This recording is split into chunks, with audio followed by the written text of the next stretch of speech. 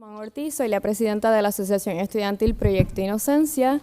Primero que todo, quería darle las gracias a las personas que están presentes aquí por tomar de su tiempo, por tener presente que actividades como estas definitivamente fomentan el diálogo y el pensamiento crítico. Y además de eso, quería darle las gracias a cada uno de nuestros panelistas, la licenciada Blanca Portela, licenciada Wanda Valentín, licenciado Iram Sánchez y el honorable Carlos Salgado. Además de eso, quería agradecer al decano de nuestra facultad, el licenciado Julio Fontanet, por hacer posible esta actividad, por tomar en consideración a la Asociación Estudiantil Proyecto Inocencia y por definitivamente considerar que este tipo de espacios son necesarios, tanto para nosotros como futuros juristas, como para las personas que están presentes aquí. Así que, nuevamente, gracias por tomar de su tiempo por estar aquí. Espero que se disfruten la actividad, que puedan aprovechar para hacer las preguntas que entiendan pertinentes y, considerar que este tipo de espacios son necesarios. Así que les voy a dejar con el moderador de nuestra actividad, que va a ser el decano Julio Fontanet, y que se disfruten la actividad. Buenas tardes. Pues muchas gracias. Buenas tardes a todos, todas y todes. Gusto tenerlos acá. Veo estudiantes, veo amigos, compañeros de la profesión que pueden convertirse en el quinto panelista esta tarde con mucho gusto. Un saludo muy especial al juez Edgardo Rivera, que está con nosotros. Esta es su casa siempre, gusto tenerlo acá. Bien, me parece que es importante, de manera muy preliminar, hablar sobre el origen de este foro. La vista preliminar siempre ha sido un tema bien interesante, bien polémico en las conferencias judiciales, en las propuestas de enmiendas a la ley de procedimiento penal, en la jurisprudencia, los casos nuevos siempre propician mucha discusión. En las últimas semanas han pasado dos cosas muy interesantes. La primera es que se han televisado unas vistas preliminares, particularmente en las que se le imputa a unos funcionarios públicos algún tipo de delito. Pues han sido vistas que han sido muy difundidas, muy discutidas en los medios y han provocado reacciones mixtas en cuanto a la naturaleza de la vista preliminar, particularmente en los programas de opinión. Por otro lado, ha habido algunos compañeros y compañeras, abogados y abogadas que han escrito columnas en los periódicos muy interesantes sobre el tema y con perspectivas muy distintas. Por ejemplo, Iram Sánchez escribió una columna muy interesante cuestionando la deseabilidad de que la vista se convirtiera, lo que un poco se estilaba en su columna, casi en un mini juicio. Por otro lado, hay una columna del licenciado Eduardo Villanueva, que no puede estar con nosotros físicamente, creo que va a estar por Facebook, donde planteaba, cuidado, ¿cuál es el problema con que en la regla 6, en la regla 23, los imputados puedan ejercer los derechos que la regla 6 y la regla 23 le proveen? Y enfatizando de que, después de todo, el acusado es el que tiene esos derechos, el Estado no tiene un derecho a eso directo en cuanto a disfrutar de una vista como tal. Es una vista que se celebra en función de los derechos del acusado un poco, ¿verdad? Ese es el sentir de esa columna. Pero nada, nos pareció a todos y a todas que nos fascina este tema, que en vista de la discusión que ha tenido, que era importante hacer un foro para discutir con panelistas con distintas perspectivas, como deben ser los foros, este tema. Invitamos también a muchos medios de comunicación que después de todo reclaman de las facultades de Derecho espacio, orientación sobre estos temas, y los invitamos. Esperemos que estén, ¿verdad?, en Facebook, porque por lo menos no lo vemos presente en la tarde de hoy. Pero bueno, dicho esto, pues como dije anteriormente, tenemos un panel muy balanceado, muy balanceado. Tenemos defensores, fiscales, jueces, ex jueces. Bueno, yo voy a ser un moderador bastante participativo, quiero advertir, ¿no?, sobre este tema. Pero es importante también discutir con ustedes cuál va a ser la dinámica de este foro. Va a ser dinámico, estos foros de que uno habla 40 minutos, otro 40 minutos y otro 40 minutos y ustedes aburridísimos, ya eso no existe. Yo voy a lanzar unas preguntas a los panelistas, la misma para los cuatro, donde los cuatro podrán tener la oportunidad de reaccionar. Le pido a los panelistas que sean precisos en la medida en que la pregunta permita una respuesta bastante concreta. Obviamente, si quieren elaborar, con mucho gusto. Así que el orden de esas preguntas va a variar a lo largo de este foro, que esperamos que sea 1 hora y media, 1 hora y 15. y después pasaremos los micrófonos a ustedes para que puedan hacer preguntas directamente a los ponentes o reacciones o comentarios. Así que esa es un poco la dinámica que queremos mantener durante esta tarde. Bueno, a mí me parece que es importante, y se lo decía yo a los panelistas fuera de récord, cuando se discute de la ABP, yo creo que hay una pregunta fundamental. Las críticas por un sector o las loas por otro sector a cuanto a la naturaleza de la vista preliminar. La pregunta es, cuando ha habido críticas o ha habido reconocimientos a la naturaleza de la vista preliminar y cómo se ha implementado en algunos casos, ¿responde a la reglamentación de la vista preliminar, que básicamente hay que mirar la regla 23, hay que mirar la regla 100 de procedimiento penal, hay que mirar la regla 103F de las de evidencia sobre la aplicación de las reglas de evidencia a esa vista, y obviamente toda la jurisprudencia aplicable, particularmente el caso de Catalino de Rodríguez Aponte, opinión de Negrón García, que a mí me parece que es el caso donde con mayor profundidad se discute el desarrollo histórico de la vista preliminar y la normativa que debe de alguna manera matizar ese proceso. Así que un poco, dicho esto, me parece que esta es la primera pregunta. Voy a empezar con que yo creo que es el responsable que hagamos este foro, que fue la columna de Irán. Voy a empezar con Irán en este orden. Y la pregunta, Irán, es la siguiente. Tu crítica, porque quizás ustedes no tienen críticas en cuanto a la naturaleza de la vista preliminar o a lo que pasó recientemente. Pero tu crítica, la que se estila en la columna, responde, a juicio tuyo, a la forma en que está reglamentada, ya sea estatutariamente o jurisprudencialmente la vista preliminar, o responde a la forma y manera en que ya fuera el fiscal, el defensor o el juez manejó esa vista. Esa misma pregunta es para ustedes cuatro. Adelante. La reglamentación de la vista preliminar, según las reglas, yo la creo satisfactoria. Es una vista que creo que se debe mantener. Es una vista muy provechosa. Y es una vista que pues se ha importado de otras jurisdicciones, porque hasta 1963 las reglas que entraron en vigor, las reglas de procedimiento criminal, pues no existía la vista preliminar. Se iba sencillamente de la determinación de causa probable para arresto, se iba directamente a juicio. Así que yo creo que fue conveniente que se legislara una vista intermedia que sirviera de sedazo para aquellos casos en donde evidentemente el Estado no podía producir, podría producir prueba suficiente para juzgar a una persona, porque se tiene entendido, y yo estoy muy de acuerdo con eso, que si no hay evidencia prueba suficiente, no hay por qué someter a un ciudadano a los rigores de un juicio. Es verdad que yo creo que se deberían hacerle algunas enmiendas, no muchas, pero algunas enmiendas, como por ejemplo definir qué es eso de causa probable para acusar, que se le deja ahora en manos de lo que cada juez que ve vista preliminar, pues entiende que es causa probable para acusar. Así que y lo que yo propuse en esa columna es que no debemos permitir que la vista preliminar se convierta en un juicio. Yo no quiero decir ya minijuicio ya pasamos de esa etapa. Ahora lo que hay son juicios por tribunal de derecho. Y yo creo que la vista preliminar no se creó y no está escrita para que sea un juicio por tribunal de derecho. Sigue siendo un juicio de probabilidades.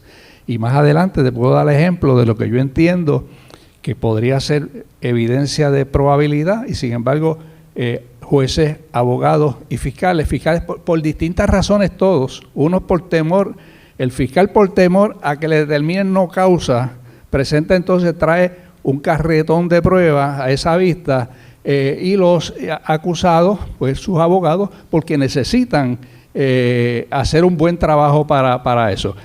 El director de la Sociedad para Asistencia Legal de Carolina, cuando yo era juez administrador, yo un día me le quejé, le digo, mira, tus muchachos, tus abogados, me están convirtiendo las vistas preliminares en juicios aquí y los jueces pues no ejercen debido control sobre eso, estamos teniendo juicios aquí larguísimos. Me dijo, juez, lo que pasa es que la vista preliminar es el juicio de los pobres. Una vez se determina causa allí, ya hay que declararlos culpables la mayoría de las veces, buscar un acuerdo, una negociación preacordada. Así que esa me dio una buena contestación. Y cubriste dos temas que vamos a profundizar más adelante, sobre las enmiendas y sobre ese día en corte y el plea bargaining como un elemento importante en ese día, el día de corte que tienen los imputados. Adelante, la compañera Blanca Portela. Bueno, pues yo opino similar al licenciado Sánchez. La realidad es que yo no veo ningún problema con la regla, tal y como está descrita. Sí creo que quizás requiere algunas pequeñas enmiendas para poder definir algunos criterios, como bien dice el licenciado Sánchez. Me parece más bien que lo que está sucediendo es una situación de cómo se está implementando ¿verdad?, los criterios de la regla a nivel de vista preliminar. Y como dice el licenciado, ciertamente se han convertido en muchas ocasiones, más que en un mini juicio, en un juicio.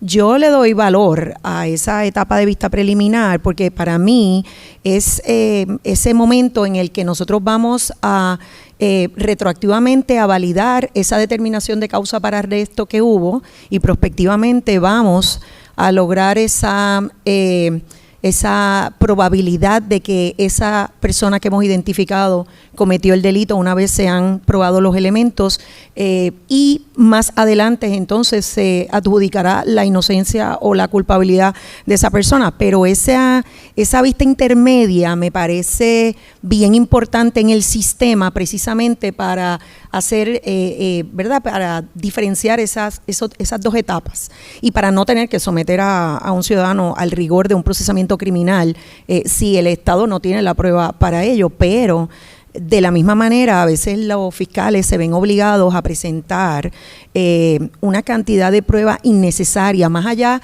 de lo que deberíamos hacer, que básicamente son los elementos del delito y la conexión con ese acusado, porque a lo mejor ese juez hemos advertido que requiere una prueba mayor a la que nosotros entendemos que debemos presentar, y eso a veces obliga al fiscal a que presente una cantidad de pruebas que nosotros creemos que no es necesaria, pero para lograr esa determinación de causa nos vemos obligados a hacerlo. Yo diría que hace muchos años atrás, cuando yo veía vistas preliminares, era bien común que un juez de mucha experiencia, habiendo ya recibido la prueba suficiente, que tenía lo que tenía que validar, que eran los elementos del delito y la conexión, le dijera: fiscal, ¿alguna otra prueba, una prueba distinta que desee traer en este momento? De igual manera, detener al abogado con preguntas similares, pero eso ya no ocurre, ya no ocurre ese mensaje del juez de que ya está, ya se le ha satisfecho a él los criterios que el fiscal tiene que presentar en esa etapa de vista preliminar. Así que me parece que el problema no es una de las reglas, sino más bien de cómo se está implementando. Licenciada Wanda Valentín. Buenas tardes.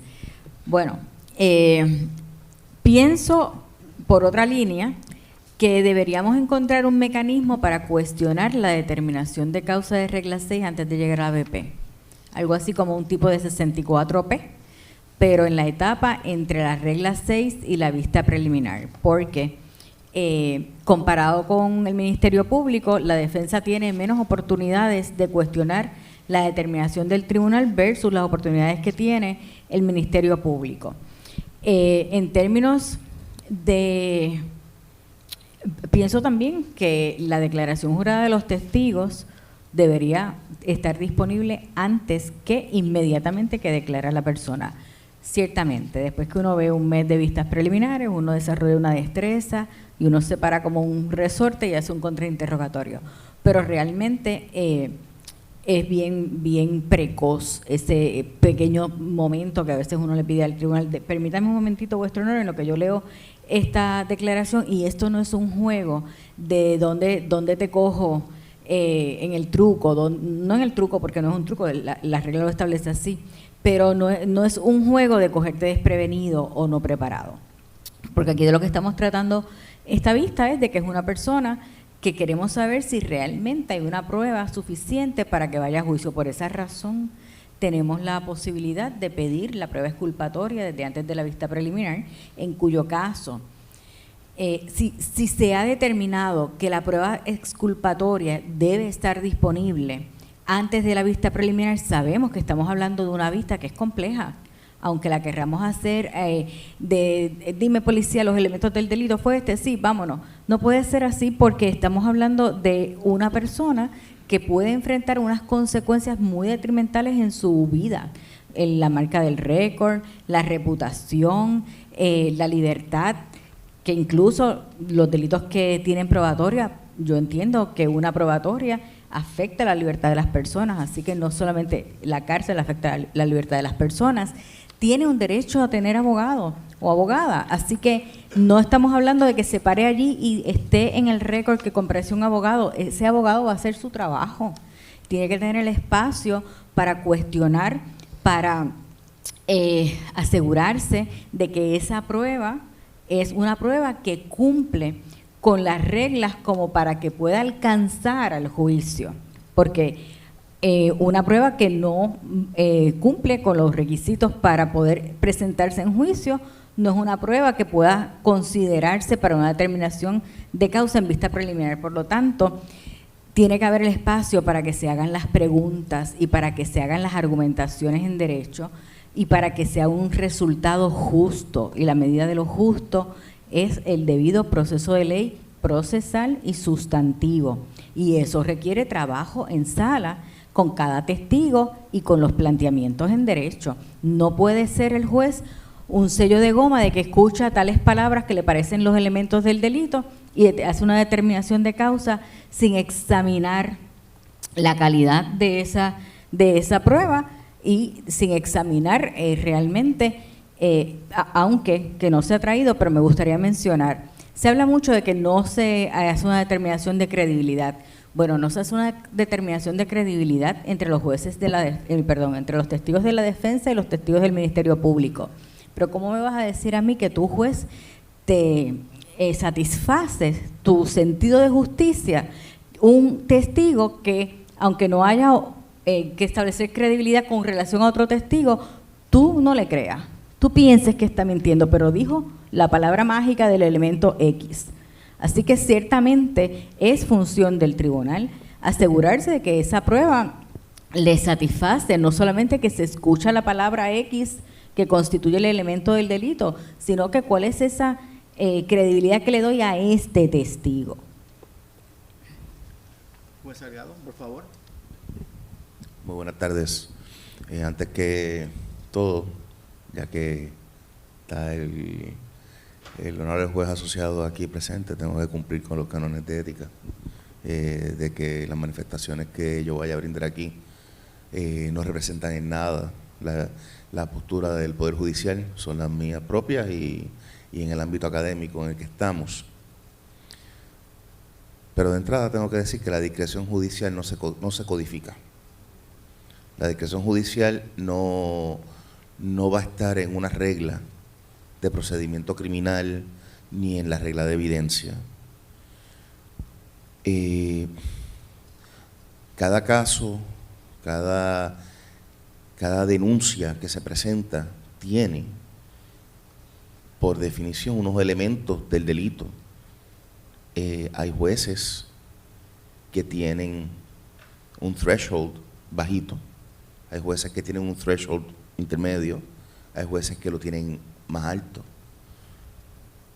En esencia, yo creo que eso es lo lindo de nuestro sistema, que hay diversidad de personajes ejerciendo esa discreción que no va a ser la misma necesariamente.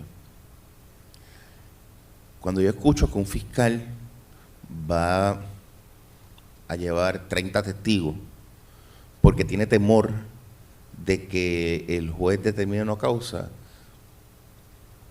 pues mira, por eso es que está la vista preliminar en alzada. Pero no puede, ya no estamos en la época en que podemos pretender que un juez le diga al fiscal, ¿va a presentarme algo más o algo distinto? Porque el juez tiene que ser ese ente imparcial entre dos partes adversas que va a adjudicar y estaría inmiscuyéndose en la potestad que tiene el fiscal de sala, que en esencia es el quarterback de ese juego de fútbol, es quien decide qué jugada va a tirar, de qué forma va a correr su caso. Pero al momento de que siento un testigo, yo tengo que respetarle el debido proceso al acusado o al imputado en este caso. Así que debe ser debidamente contrainterrogado. Y no es que se entre tan en detalle en la credibilidad, pero hay que tocar el tema de la veracidad o mendacidad de ese testigo, que siempre la mendacidad y la veracidad, la credibilidad del testigo es pertinente en toda etapa. Y recordemos que, a diferencia de los casos civiles, que cuando los abogados tienen a los testigos en la silla de los testigos, ya se le han tomado deposiciones, han contestado interrogatorios, han tenido requerimientos de admisiones. En la vista preliminar, si la regla 6 fue por declaración jurada solamente, que eso es otro tema distinto, que siempre ha habido controversia, este es el primer contacto que tiene ese abogado de defensa en proceso de descubrimiento de prueba, para saber a qué se enfrenta. Y cuando se habla de que es el juicio del pobre, pues en ocasiones ese es el momento donde el abogado de asistencia legal está descubriendo las versiones entre directo y contrainterrogatorio para poder asesorar a su cliente en un momento de decirle, mira, la verdad es que no sé qué más vas a buscar arriba, es hora de hablar y pedir cacao.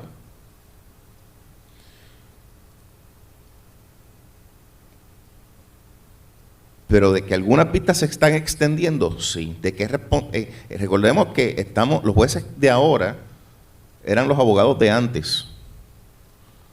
Esos abogados de antes aprendimos en tribunales con otros jueces en su momento. Y miro aquí al compañero Borelli, uno de los jueces ante los que yo postulé, el mismo juez asociado Rivera, que aprendimos de esas formas de adjudicar y adoptamos nuestra propia filosofía adjudicativa.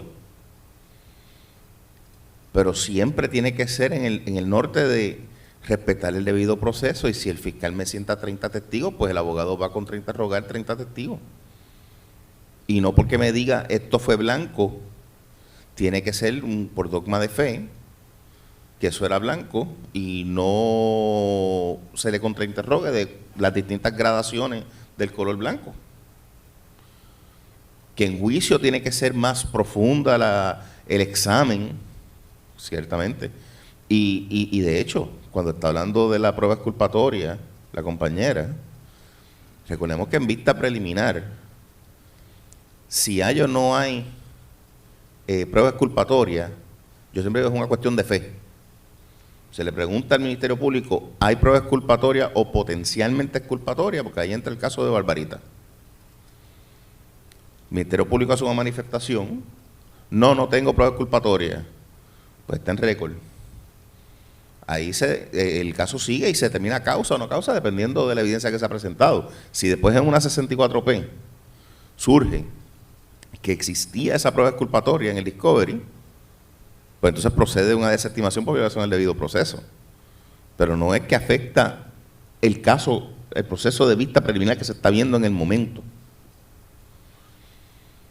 Se puede agilizar, pero tiene que haber un ejercicio de todos los profesionales que participamos en el proceso judicial de entender, estos son los elementos del delito, A, B, C, esta es la conexión, y pasar la prueba estrictamente necesaria para eso, sin dejar espacio tengo que presentar más porque tengo miedo de que el juez me vaya a fallar en contra. Bueno, el juez se equivoca todos los días.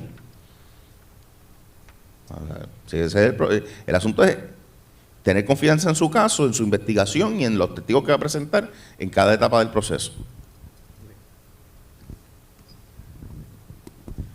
Bueno, yo creo que de esta primera ronda de preguntas o de respuestas a la pregunta que se hizo, hay un consenso de que la normativa existente, regla 23, 103F, jurisprudencia interpretativa, es razonable, ¿verdad? Es razonable.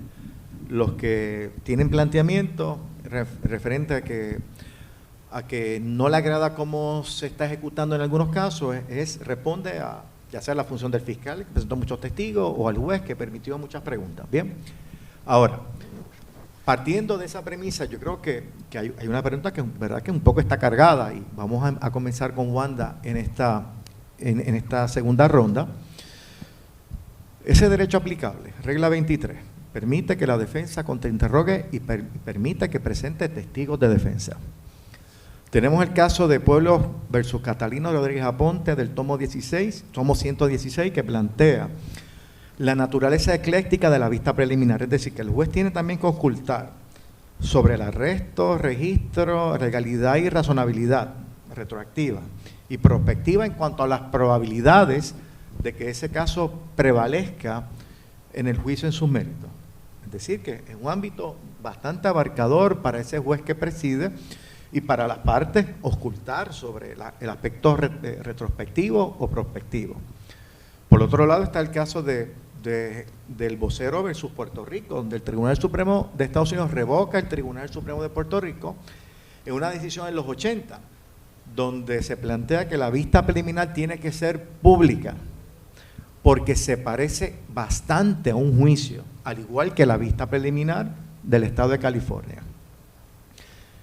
Está el caso también de Pueblo versus Marisol Rivera, que plantea que se pueden impugnar a los testigos de cargo y que el Ministerio Público tiene que buscar y entregar esa declaración jurada para impugnar a un testigo, porque la credibilidad, como dice el juez Char, Tribunal Salgado Char, y sigo con su tío primo, que es un gran amigo, Ángel Collado es un gran amigo, ¿no?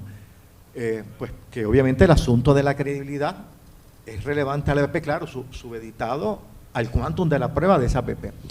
Dicho esto, dicho que ese es el Estado de Derecho, entonces es razonable criticar el que una vista preliminar se permita el ejercicio de los derechos que tiene el acusado y que ha reconocido el Tribunal Supremo.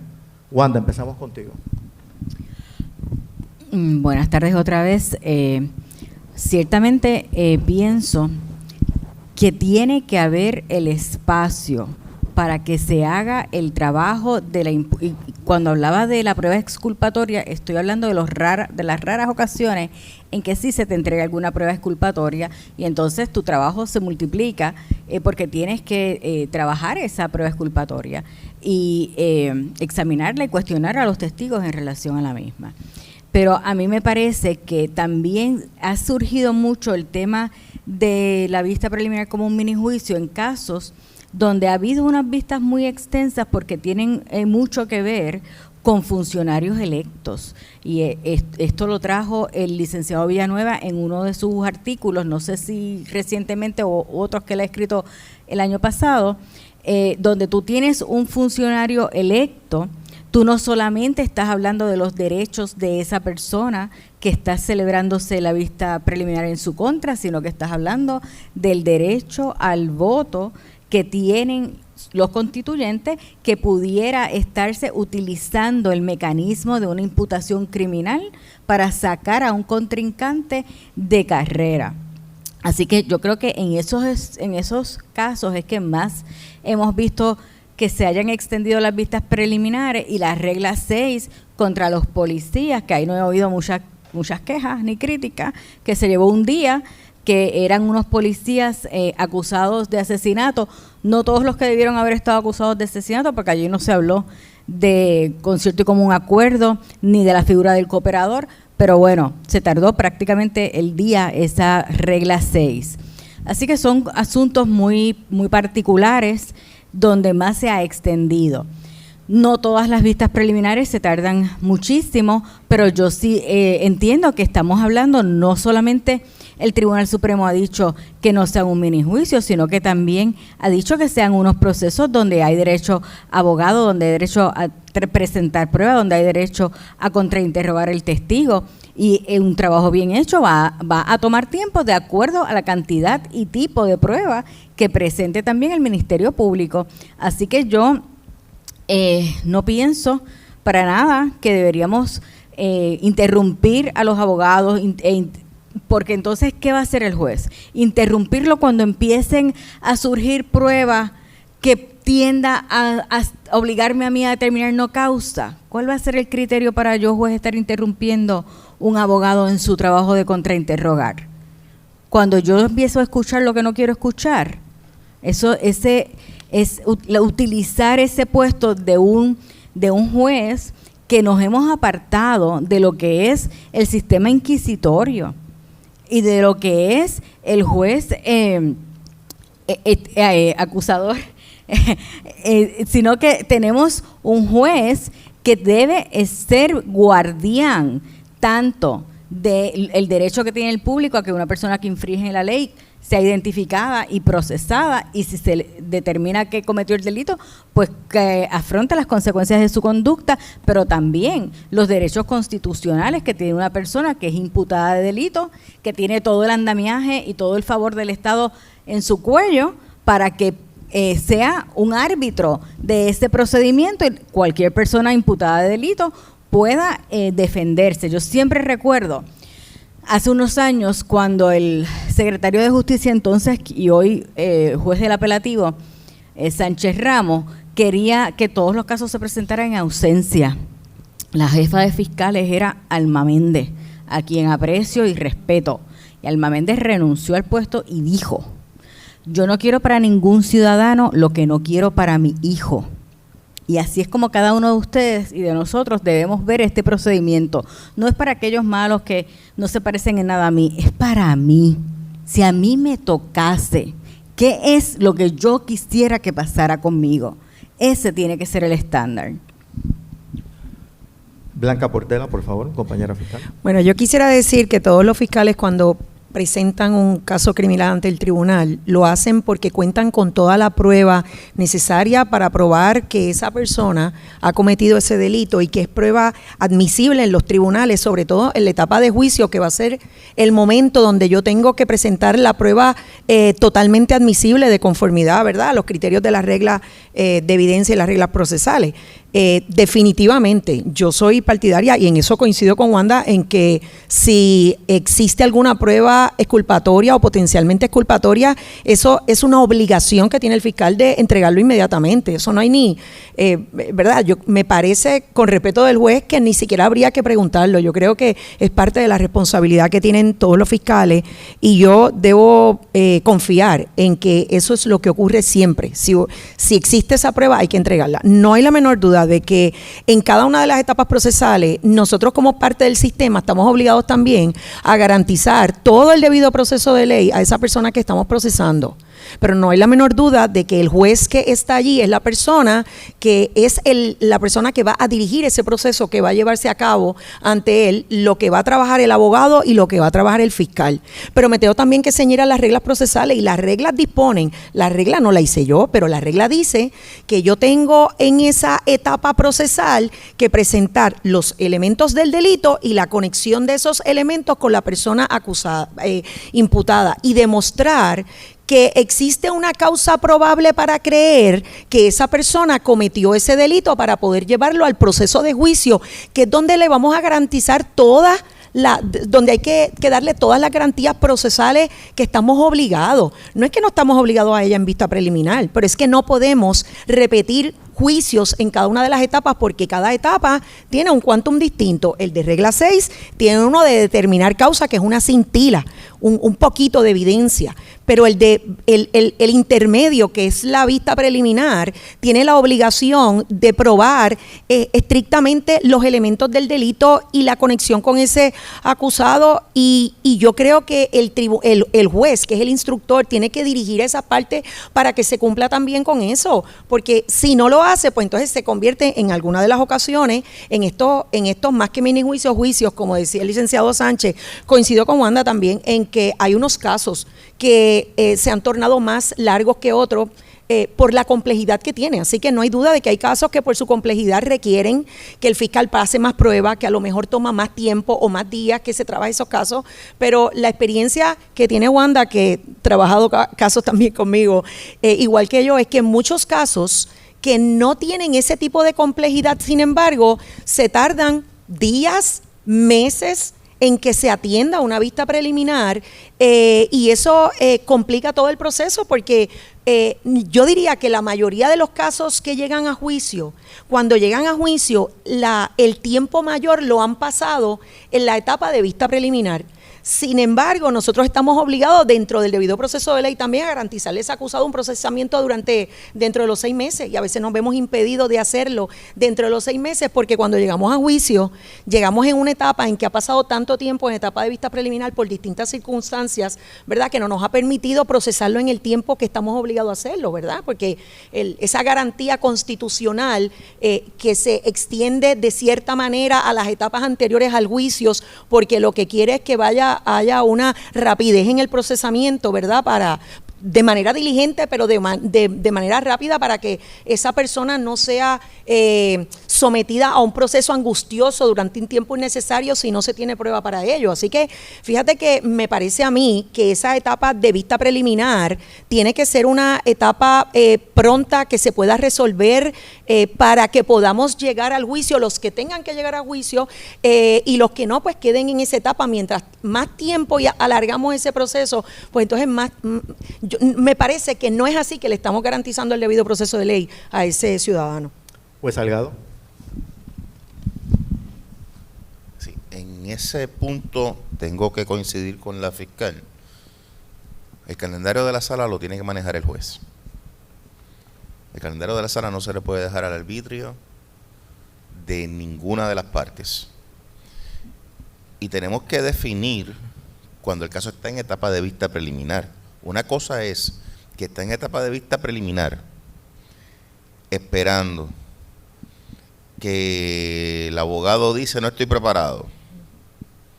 Entonces uno tiene que empezar a hacer unos balances que personalmente no me gustaba estar dilatando demasiado los casos. Usted no está preparado hoy,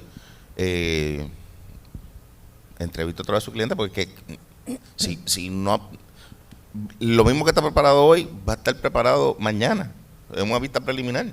Pues ¿a quién va a entrevistar? Pero en muchas ocasiones no son los 6 meses, es respetar los términos de la 64N. Si está sumariado, son 30 días. Si está bajo fianza, son 60. El problema cuando se estanca en la etapa de vista preliminar sin que se celebre la vista preliminar es cuando no estoy preparado, juez, el Ministerio Público. Lo que pasa es que cuando el Ministerio Público no está preparado, está bien, sigue contando el periodo, pero cuando en la defensa, no estoy preparado, empezamos otra vez esos 30 días.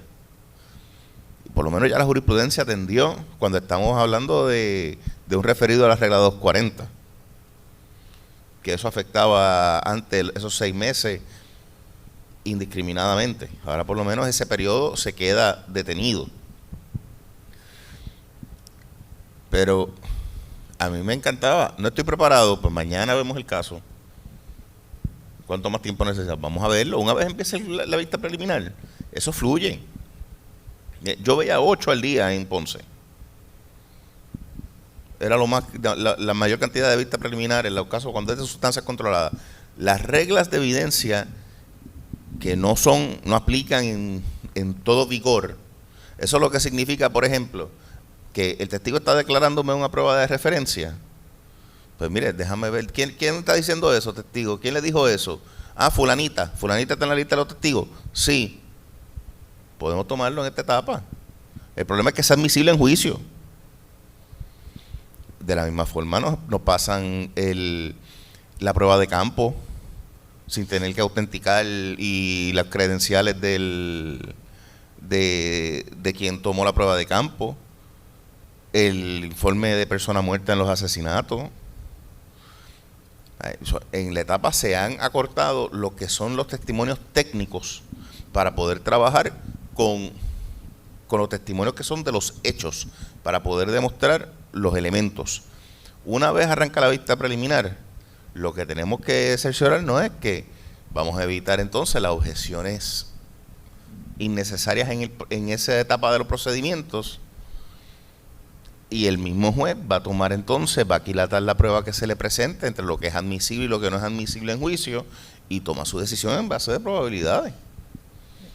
Pero no podemos decir vamos a que el juez intervenga en el interrogatorio, porque entiendo, sí, el juez será el que dirige la orquesta, pero tenemos que recordar que quien viene llamado a probar algo en cualquier caso es el Ministerio Público, y es impropio que el juez, a mitad de un desfile de pruebas, no, ya, fiscal, no se preocupe, ya pasaron los elementos, causa. Está bien lindo en la jurisprudencia donde dice que una vez se tiene todos los criterios, se puede detener la vista y determinar causa. Eso era una época donde se respetaba mucho más la profesión de la toga y no era utilizado tan indiscriminadamente el término de parcialidad hacia una u otra parte. Prueba de defensa en vista preliminar. Sabemos que no todo es prueba de defensa, ni la citación de testigos de defensa de forma compulsoria en esa etapa. La prueba de defensa que debe ser utilizada en vista preliminar es prueba o testimonio que excluya la posibilidad de la comisión de los hechos.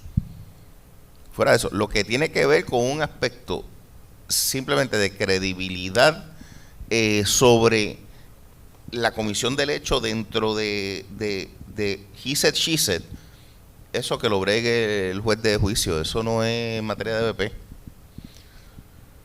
Pero los casos se dilatan por el proceso anterior al comienzo de la vista preliminar.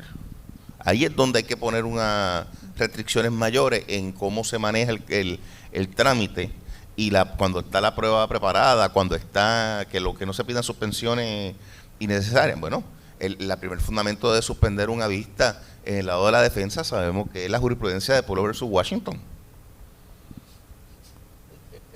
El abogado no ha cobrado, seguida van a venir con una suspensión, te lo pintan de que no estamos preparados, que necesitamos para estar una representación más seria, problemas en los honorarios en algunos casos. ¿Y qué hacemos? Mira, lo veremos mañana. Y evitamos suspensiones innecesarias. Irán, por favor. Bueno, aquí, señor moderador, hemos mezclado varios temas. Déjame ver si puedo expresarme sobre algunos para no extendernos, sobre algunos solamente.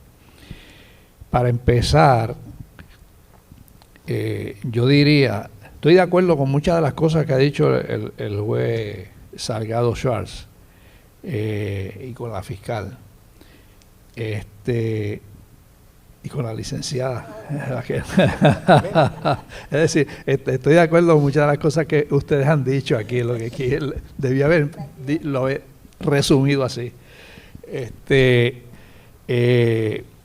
Voy a hacer un comentario sobre eso último del no estoy preparado como motivo de suspensión, porque la vista preliminar sí se prolonga esa etapa por el no estoy preparado. abogado que me dijera a mí en una vista preliminar en Alzada, que eran las vistas preliminares que yo veía, que no estaba preparado. La primera pregunta es: ¿cuándo lo contrataron? Generalmente llevaba una semana por lo menos de contratado. ¿Y qué era lo próximo que pasaba? Mi próxima no era una pregunta, mi próxima era una afirmación. Pues son las 10 de la mañana, usted tiene hasta las 2 de la tarde para prepararse. Y a las 2 de la tarde empezamos. Y a mí eso nunca me falló, siempre estaba la preparación para las 2 de la tarde. Es más, le voy a decir más. Algunos decían: no, pues señoría, con 1 hora es suficiente. Y empezamos a las 11 porque él tenía planes por la tarde para otra cosa. Y decía antes que empezáramos a hablar aquí que otra de las cosas que tiene que ver con el aplazamiento, ¿verdad? El regodeo en la celebración de la vista preliminar es con el calendario del abogado. El abogado rápido abre el calendario y dice: pero juez, yo no puedo vista preliminar por los próximos 3 meses, yo tengo el calendario ocupado. Pues es el momento de decirle al abogado: pues usted está descalificado en este momento para ser abogado. Señor o señora, tiene tantos días para conseguirse un nuevo abogado. Usted lo descalifica. ¿Usted sabe por qué? Porque el canon 18 de ética profesional, y es una pena que se haya ido el juez asociado del Tribunal Supremo, porque esto tiene que ver con ello. El canon 18 de ética profesional dice que los abogados no pueden asumir más trabajo del que pueden hacer sin afectar el trámite ordenado de los tribunales. Y usted, es verdad que no lo puede desaforar como juez superior, pero usted sí puede imponer disciplina en su sala y decir: pues este abogado, usted no está desaforado, pero usted sabe qué, no puede postular en este caso si usted no puede ver esta vista preliminar dentro del calendario del tribunal, no del abogado. Los calendarios son del tribunal, no de los abogados. Así que yo lo lamento mucho y me tiene que conseguir un abogado que esté disponible para ver este caso en las fechas en que el tribunal disponga. Otra cosa que se debe hacer, creo yo, para evitar eso es, pues no sé si el juez llegó a oír lo que dije sobre el canon 18, pero lo repito, porque el beneficio del juez, porque es de aplicación, ¿verdad? No es de aplicación a un caso en particular, sino de aplicación a la profesión. Decía yo, señor juez, que muchos abogados, cuando se va a señalar la vista preliminar, o hay que suspenderla por alguna razón necesaria, cuando el juez dice: ok, pues vamos a verla la semana que viene, abre la libreta de su calendario y empiezan a buscarla, y dice: no, yo no puedo ver este caso por los próximos 3 meses. Y yo lo que digo es que el juez en ese momento no puede desaforar al abogado, porque eso es jurisdicción del Tribunal Supremo, pero sí puede decirle: pues licenciado, usted no puede seguir en este caso. ¿Por qué? Porque usted está asumiendo, contrario al canon 18, está asumiendo más carga de trabajo del que usted puede llevar sin afectar el calendario del tribunal. Y decía yo que el calendario que importa es, ¿verdad?, sin decir que no tiene que no se puede tomar en consideración el del abogado, pero el calendario que importa es el calendario del tribunal. El tribunal es el que impone la marcha del caso. Y los abogados que asumen casos, tienen que asumirlo suponiendo que tienen tiempo para dedicarle al caso cuando el caso se ha señalado, no de acuerdo a su calendario. Y yo creo que llegado el momento de revisar los casos, se debe hacer bien claro es la potestad que tienen los tribunales para, en situaciones como esa, descalificar al abogado. Porque los jueces de primera instancia son bastante temerosos, déjenme decirles. Trabajé con ellos y conozco todavía a muchos de los jueces y sé que tienen son muy renuentes, vamos a decirlo así, a hacer cosas ¿verdad? Que no caigan bien a los abogados o a los fiscales. Después de todo, yo estoy aquí más que 12 años, 16 años y me tengo que ir.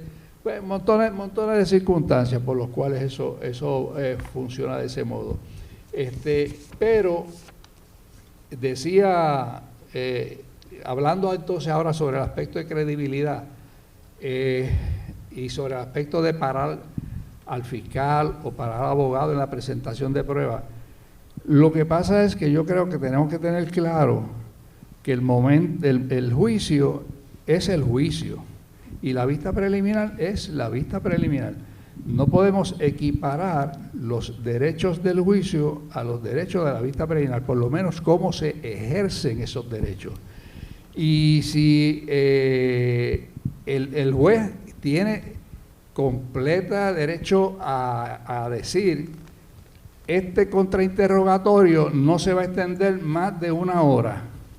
Vamos, 1 hora, puede ser media hora, puede ser hora y media, dependiendo de cómo ha fluido, ¿verdad?, el testimonio del fiscal, porque hay que darle la misma oportunidad que ha tenido el fiscal de presentar su testigo.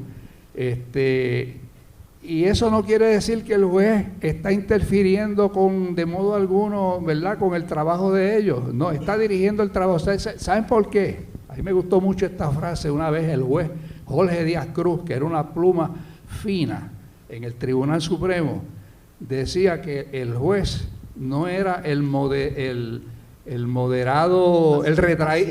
retraído moderador. A mí me gustó mucho esa frase, porque es cierto.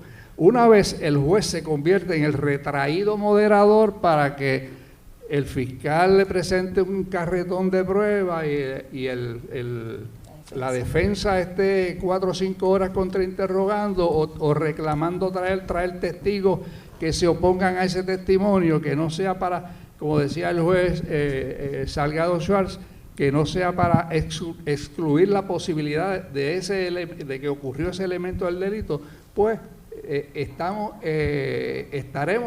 hasta como ha sucedido, estamos hasta el final de los tiempos en una vista preliminar y realmente yo creo que es importante que cobremos conciencia de la diferencia de las etapas, porque en la vista preliminar es probabilidad. Mire, hablaban aquí del informe de persona muerta o algo así.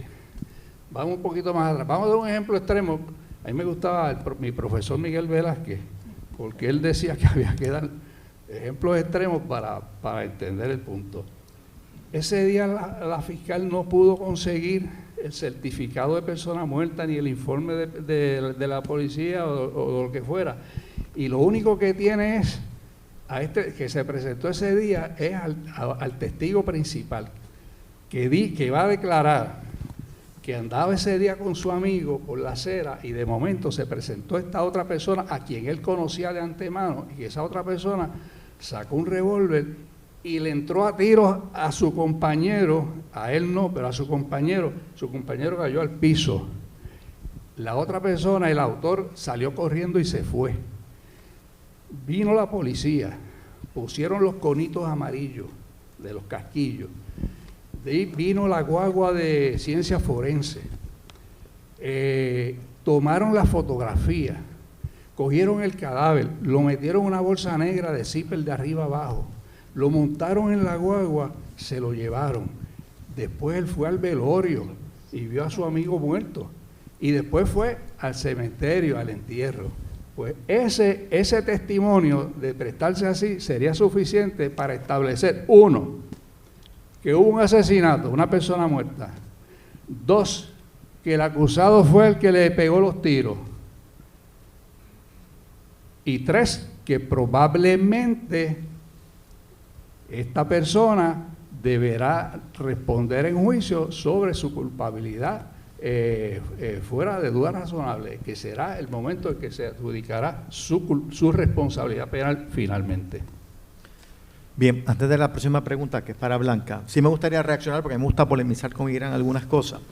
Es importante... No estamos en pelota dura. Sí, no, pero aquí por lo menos podemos hablar sin que nos interrumpan. Díaz Cruz hizo esa expresión, pero no en el contexto que tú mencionas, es decir, de interrumpir una vez, porque se cuestionó que el juez de instancia, que era Fernando Grajales, estaba haciendo muchas preguntas al testigo de cargo. Hizo más preguntas que el fiscal. Así que yo creo que es importante esa verdad. Segundo, tú no has dicho esto, pero por si acaso alguien que no malinterprete, que la causa por la cual mayormente las vistas primeras se suspenden no es necesariamente que los abogados de defensa piden suspensión. Estadísticamente he accedido a unos datos interesantísimos. Es que los testigos de cargo, particularmente los policías, no comparecen. Y no comparecen por muchas razones. Porque están muchas veces enfermos, están mal pagos, son muy pocos para todo el trabajo que tienen. Es decir, como lo que nos están viendo a través de Facebook, que nadie puede decir, o sea, no creo que fue tu intención tampoco, ni la del juez, decir que la suspensión de las vistas primeras que se tardan en ocasiones son todas atribuibles a la defensa, o mayormente, estadísticamente, es que los testigos de cargo no comparecen. La tercera cosa que iba a decir, que tú mencionaste bueno, se me escapa. Bueno, claro, es importante, yo estoy claro que en ese caso no hacía falta el protocolo de autopsia, ni tenía que comparecer.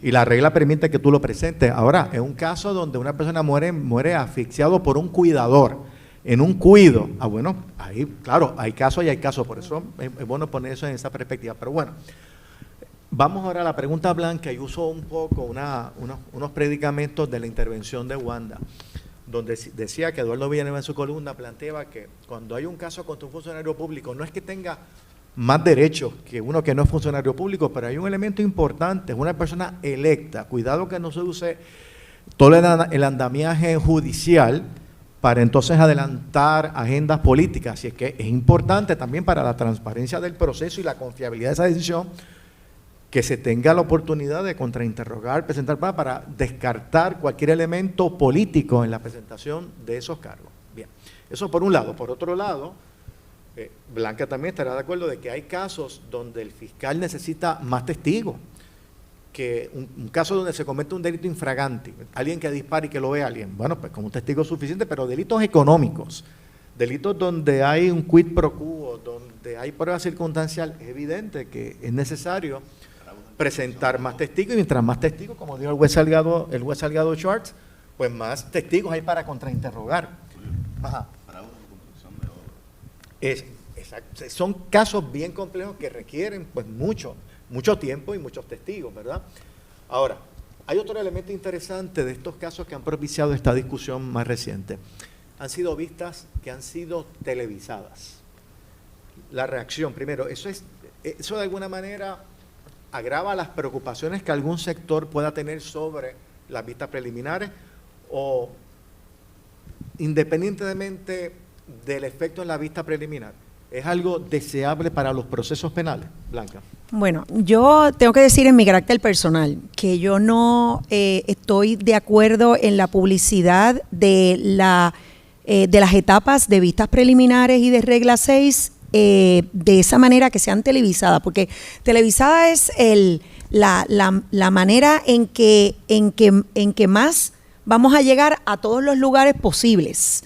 Las vistas son públicas y el que quiera ir puede ir y sentarse y verlas y escucharlas, pero transmitirlas por televisión en esas etapas anteriores al juicio tienen unas serias consecuencias para el acusado y para la prueba del pueblo. Para el acusado, porque está enfrentando allí una etapa donde tiene que haber unos criterios de probabilidad, y primero una determinación de causa para arresto, si fuese la etapa de regla 6, y luego en vista preliminar, unos criterios, ¿verdad?, de probabilidad, y me parecen que proyectar por la televisión todo ese proceso donde no vamos a llevar evidencia que vaya a sustentar la inocencia o la culpabilidad de una persona, sino un quantum de prueba de probabilidad, me parece que esa proyección le hace mucho daño al acusado, porque ese acusado va a enfrentar, si hay una determinación de causa en algún momento, un juicio que puede ser por jurado, porque el derecho es a juicio por jurado, excepto lo renuncie.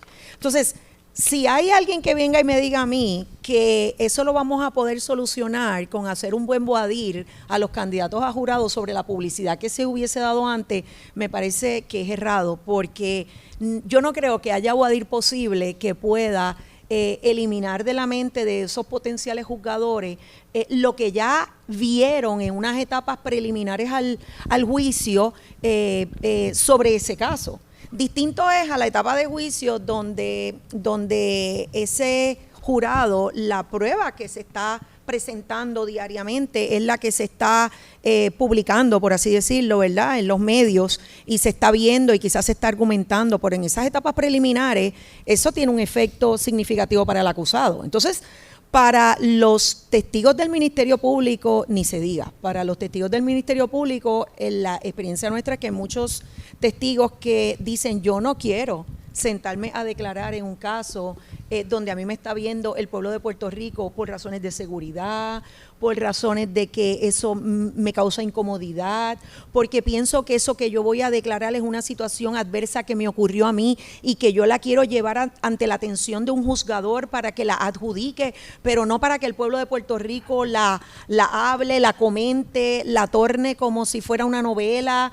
Se creen situaciones que a veces se tornan hasta de burla para esos testigos que están sentados allí cuando comentan y dicen cosas de su demeanor, de las contestaciones que dio, de la manera en que declaró, cuando el pueblo empieza a adjudicar unas cosas que no son las que se buscan en una etapa procesal en un tribunal. Así que yo creo no hay ningún problema en que el que tenga algún interés en los procesos, porque los procesos son públicos, a que vaya y se sienten en esas etapas preliminares y las escuchen y las vean y haga el ejercicio que quiera hacer emocional, pero proyectarlas por televisión como si fuera, ¿verdad?, una novela, pues tiene una serie de repercusiones en las personas que quieren cooperar, ¿verdad?, para el Ministerio Público, y de igual manera veo que tiene unos efectos adversos también para el debido proceso de ley de un acusado.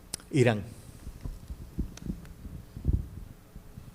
Mi preocupación yo la limitaría a regla 6, porque es una etapa bien temprana, y sabemos que una vez hay regla 6 va a haber regla 23, va a haber vista preliminar. Y sabemos que después de vista preliminar, si hay causa, va a haber juicio. O sea que vamos a ver 3 etapas del proceso penal, que es esencialmente de lo que se compone el enjuiciamiento criminal. Pues podría resultar demasiado, como dice la fiscal. Aunque yo también he pensado eso de la vista preliminar, pues no estoy completamente seguro si debemos, ¿verdad?,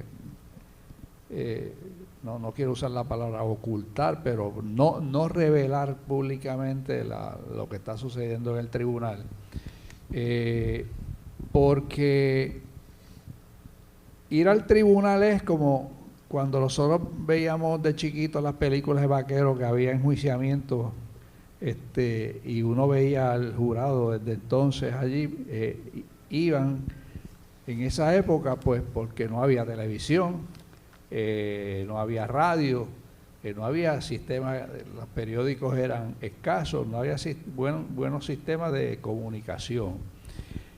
Y la administración de la justicia para mí es un valor importante de la sociedad y es una de las actividades más importantes que como seres humanos viviendo en convivencia social podamos tener. Y es una de las razones por las cuales el pueblo puede ser vigilante. Y hoy día que tenemos la facilidad ¿verdad?, de estar presente sin estar presente porque lo podemos ver a distancia sin estar físicamente al lado. Yo creo que mientras el mayor número de personas pueda ver a los jueces, abogados, fiscales, alguaciles trabajando, mejor para el sistema. Se protege mucho también a la ciudadanía ¿verdad?, de los abusos que se puedan cometer en los tribunales. Yo empezando vi jueces abusadores, déjeme decirle, o sea, no estoy hablando de cosas que posiblemente yo presencié, jueces que abusaban, ¿verdad?, de las prerrogativas que le daba la toga. Y por otro lado, y eso el pueblo debe ser consciente de si los hay. Y yo creo que el pueblo, en este momento, el Tribunal Supremo ha sido muy cuidadoso ha autorizado las vistas en casos de gran interés público. Todavía no se han instalado para con un canal especializado del Poder Judicial transmitir todo lo que pasa. Eso de hecho, no sé si eso va a pasar en el futuro o no. Pero las vistas que he visto son vistas que la gente tiene interés de saber qué está pasando en el tribunal y no puede ir. Pues si no puede ir, lo puede ver en su casa. O sea, vamos a aprovechar la tecnología porque no estamos en la época de los vaqueros. Ahora tenemos televisión, tenemos internet, tenemos teléfonos celulares, podemos estar presentes sin ir al tribunal. Así que en ese sentido es que yo creo que podría ser útil la transmisión de las vistas preliminares. La regla 6 no estoy muy convencido, pero la regla 23 creo yo que se le dé la oportunidad al país de presenciar cómo funcionan sus jueces, fiscales y abogados. Misma pregunta para el juez Salgado, pero quiero añadir algo un poco porque es interesante algo que ha dicho Blanca de que, bueno, los problemas que pueda acarrear a los testigos de cargo, a los fiscales, a los defensores, lo positivo de la transparencia al sistema, ¿verdad? El proceso que menciona Ángel, pero ahora que vamos ante un juez, mi percepción personal es que los casos que se han televisado, quien mejor ha proyectado ha sido el juez o la jueza que ha presidido el proceso, porque si encontró no causa o encontró causa, he encontrado que no ha habido mucha crítica a esa determinación porque el pueblo vio la prueba. El mejor caso fue el del niño Lorenzo cuando acusaron al manco. Un caso terrible, todo el mundo quería que encontraran culpable o procesaran a alguien. Pero cuando todos vimos la prueba que había contra el señor ese, que se me olvida el nombre, decían el manco, todo el mundo dijo, el juez o la jueza que presidió tenía razón. Creo que lo mismo con algunos casos de mucha cobertura mediática que se ha visto a la vista y la gente ha dicho, el juez hizo lo correcto. Así que un poco percibo que a quien ha favorecido en términos de proyección, más favorablemente, más que a los defensores, fiscales, acusados o víctimas, ha sido a los jueces. Pero bueno, adelante, juez. El acusado en ese caso se llamaba Luis Gustavo Rivera Seijo, y recuérdense que la que transmitieron fue la vista preliminar en Alzada, que fue con la compañera Vilmary Soler, y me sé el nombre completo porque la vista preliminar la vi yo. El primero que terminó no causa fui yo, y esa no permitieron televisarla. El problema con la vista preliminar televisada no es el Boadir, olvidemos del Boadir. En teoría, y digo en teoría porque esto es algo que tiene que atenderse en el futuro, el derecho de un juicio justo e imparcial lo tiene el acusado, pero lo tiene también el pueblo de Puerto Rico. Y el problema es que todo el jury pool ha tenido contacto con la prueba, o ha tenido oportunidad de tener contacto con la prueba antes de que comience el proceso de desinsaculación de jurado. Ya tenemos personas que ahora tienen la oportunidad de llegar a ser parte de un panel de jurado debidamente juramentado, que ahora pueden evaluar el testimonio del juicio en su fondo, contrainterrogado ese testimonio en el mismo juicio en su fondo y compararlo con el testimonio anterior, con diminor y con todo, de la vista preliminar. Y eso puede afectar muchísimo al derecho que tiene ese acusado a tener un juicio justo e imparcial, pero afecta 100% al Ministerio Público, porque el Ministerio Público no puede renunciar al jurado. Ese derecho lo tiene el acusado.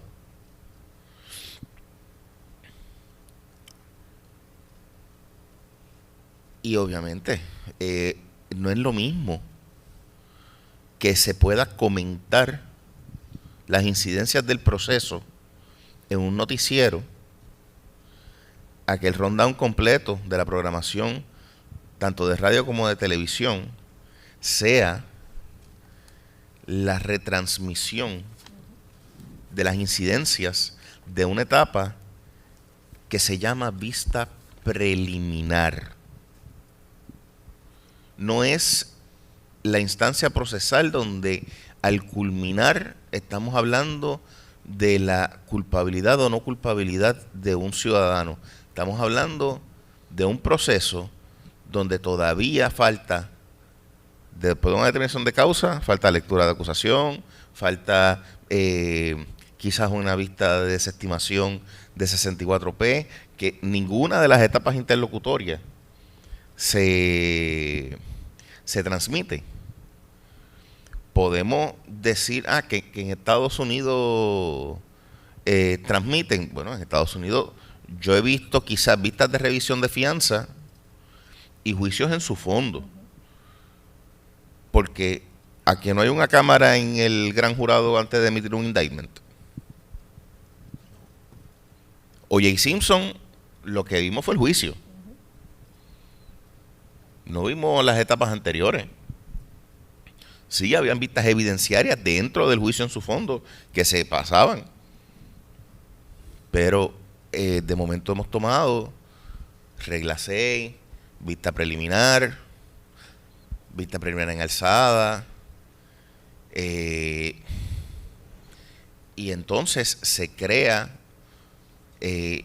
una situación donde estamos hablando mucho de revictimizar las víctimas. No solamente con los interrogatorios, estamos revictimizando, transmitiendo lo que está pasando en vivo y a todo color. Ya pasa de ser informativo a ser sensacionalismo.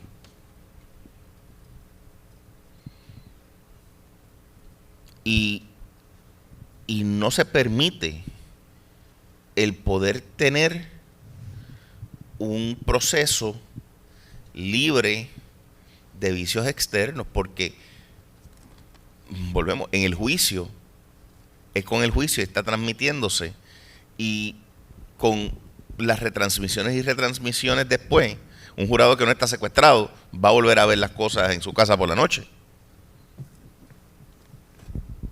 Imagínense en la vista preliminar que está todo el mundo en sus trabajos o en las casas viendo el juicio. Y después vamos a tener entonces juicios que van a ser eternos en la desinsaculación de jurados.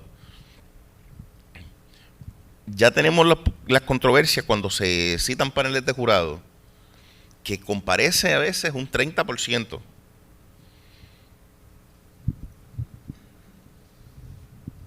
de los candidatos que se citan. Para el último jurado que yo llegué a seleccionar, yo pedí 10 paneles. Se suponía que fueran 140 personas. Llegaron 50. Sí, uno puede, o les va a mostrar causa, después entonces vienen las excusas médicas, estaba de viaje, cumplía mi nieto, aparecían siempre los 3 o 4 fallecidos que no han sido sacados de la lista. Pero si a eso voy a añadirle entonces que tuvieron contacto previo con la prueba, el derecho a la libertad de prensa, el derecho de la prensa poder tener acceso televisivo de lo que está sucediendo en la sala del tribunal, el derecho de esa publicidad, no puede ser más importante que el derecho de ese acusado y del pueblo de Puerto Rico a tener un juicio justo e imparcial. Eso, en esa balanza hay que tomarla, y no porque sea un caso muy sonado, porque todos somos iguales ante la ley.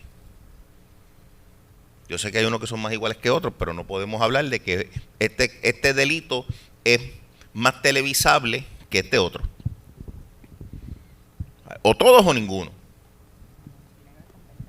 Pero no puede ser entonces estar seleccionando como si esto fuese un buffet.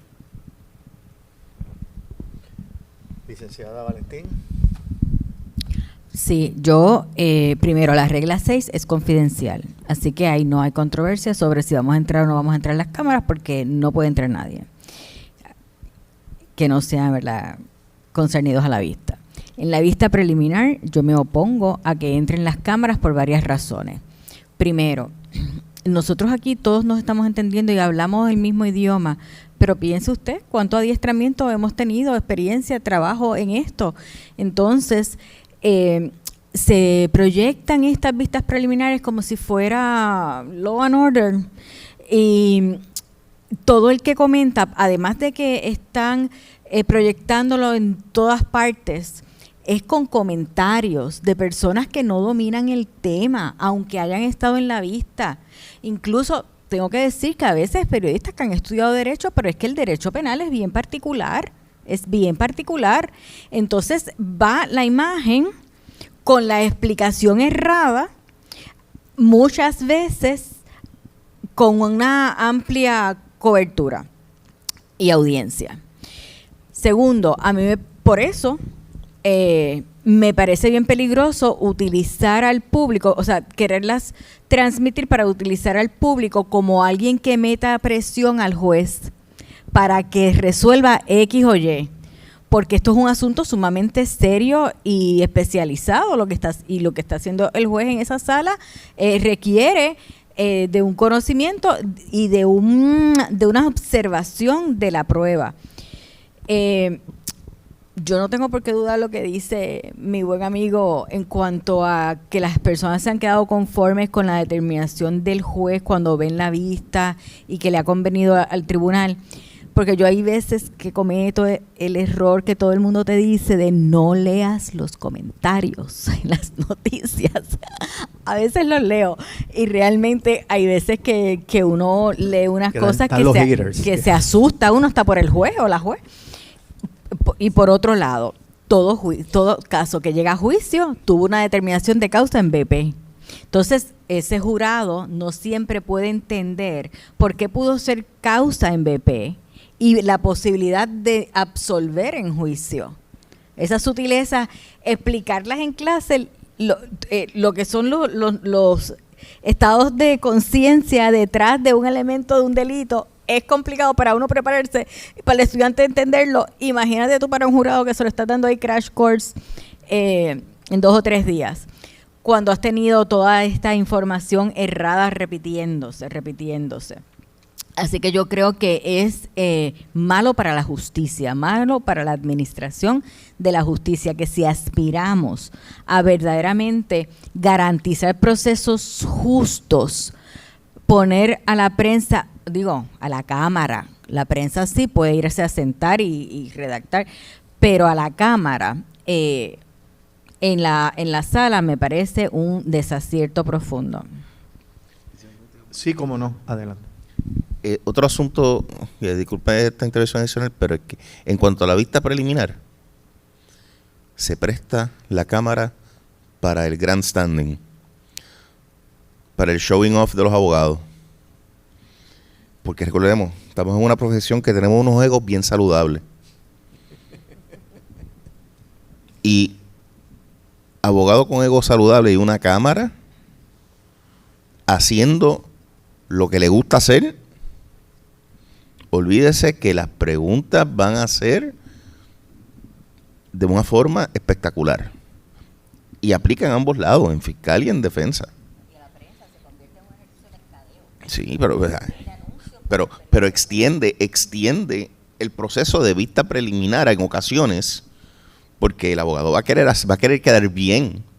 No va a querer que después pongan en los comentarios, ese abogado es un leña, es un estaca o lo que sea. Lo que quede bien, él va a ser el Perry Mason para propósitos de su imagen pública. Pues eso extiende el proceso. Bien, esta es mi última pregunta para entonces escuchar preguntas o comentarios de la audiencia. Y vamos un poco a la naturaleza de la vista preliminar, ¿verdad? En términos de que se plantea, en términos formalistas, de que pues ese filtro para determinar si el caso amerita o no amerita pasar a una etapa ulterior. Yo creo que eso estamos todos de acuerdo, ¿verdad? Esa es la jurisprudencia, esa es la propia regla, ¿verdad? Causa probable para poder presentar la acusación. Ahora, y un poco utilizo como pie forzado algo que mencionaste en tu primer turno, Irán, sobre otros beneficios agregados de la vista preliminar. Por ejemplo, y tú mencionaste uno, Irán, que es muy cierto. Si a nivel federal el 98% de los casos termina en alegación para acordado. En Puerto Rico está el 83-84% la última vez que verifiqué. Así que bajo ese predicamento es el día en corte de esa persona, donde va a escuchar a los testigos, se podrá acarrear con los testigos en la vista preliminar. Yo creo que eso es importante. Por otro lado, fiscales me han dicho que la vista preliminar es un escenario extraordinario para saber realmente las fortalezas y debilidades del caso. Inclusive poder perpetuar los testimonios de los testigos que pudieran no estar disponibles a nivel de juicio. Bueno, y todo eso conlleva que la vista se va a extender por muchas preguntas de los fiscales y preguntas de los defensores también. Por otro lado, un acusado, en esa determinación que tiene que hacer posteriormente, de que haga una alegación preacordada o ventilo el caso en los méritos, va a depender mucho también de lo que vio en ese proceso. Vio al testigo, lo vio con seguridad, vio que aquí hay unas debilidades, etcétera, etcétera. Por lo tanto, utiliza lo que allí aconteció, que obviamente mientras más se tarda la vista, más garantista, más formalista, pues más elementos de juicio tienen los fiscales y los defensores para saber qué tan bueno, qué tan malo es el caso para sus respectivas partes. Digo todo esto para entonces preguntar, ese valor agregado que indiscutiblemente tiene, por sí solo justifica o minimiza de alguna manera, Irán, bueno, a todo, ¿verdad? La crítica que se ha hecho, particularmente la que hiciste en tu artículo, o piensas que a pesar de ese valor agregado, realmente no se justifica o te mantienes, no quiero decir firme, ¿no? Pero un poco, bueno, insistes en mantener esa postura que plasmaste en la columna. Sí, mi queja en la columna solamente era de que el texto de la regla 23 decía una cosa y los abogados, jueces y fiscales la habían convertido en otra cosa. Yo lo que insistía era que la vista preliminar es la naturaleza de la vista preliminar tenía que ser según fue concebida por el Tribunal Supremo en el 1963. Del 63 para acá ha llovido tanto y tanto y tanto que el rumor de la lluvia como que ha obnubilado un poco ¿verdad? El entendimiento de lo que debe ser la vista. Y repito, no son mini juicios, hoy día son juicios por tribunal de derecho. A eso es a lo que yo me refería, que nos debemos plantar y preguntarnos, ven acá, ¿queremos dos juicios? En el proceso penal puertorriqueño, ¿queremos dos juicios?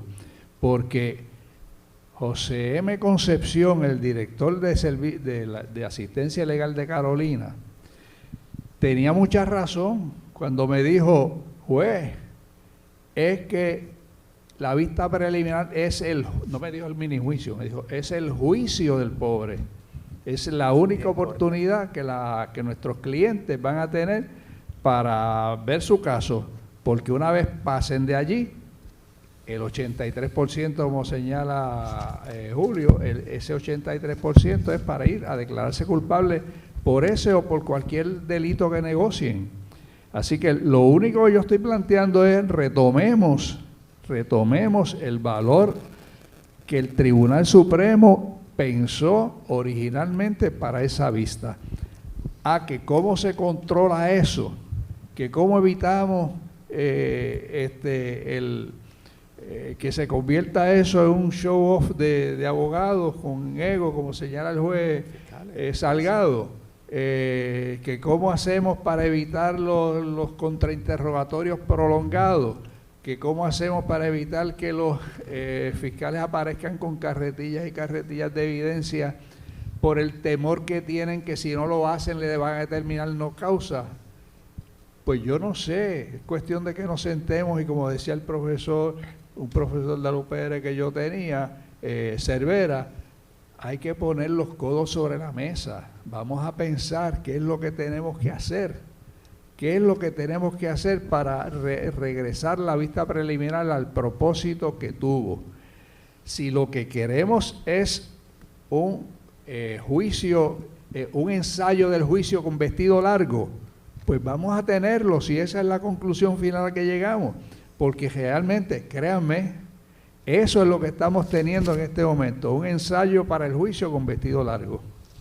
Bien, vamos a esta última ronda bien preciso para poder escuchar las preguntas. Blanca, por favor. Sí, yo también me reafirmo en que la realidad es que a pesar de todos los beneficios que también podemos tener, como bien dice ¿verdad? El profesor, sobre todo para los fiscales, que es perpetuar ese testimonio que muchas veces no tenemos disponible luego en juicio por alguna razón y podemos utilizarlo para sustituir ese testimonio. A pesar de ese y otros beneficios también, como hacer las alegaciones preacordadas y todo esto, porque bien el acusado puede, ¿verdad?, ver la prueba que el Ministerio Público tiene en su contra. Yo creo que tenemos que mantenernos en lo que disponen las reglas y en cuál es el propósito de la vista preliminar, y definitivamente nos hemos alejado de ello. No solamente los abogados de la defensa piensan que es el juicio del pobre, los fiscales también pensamos que a veces es el único juicio que tiene un acusado, la etapa de vista preliminar, y me parece que la hemos entonces conceptualizado muy mal. Wanda.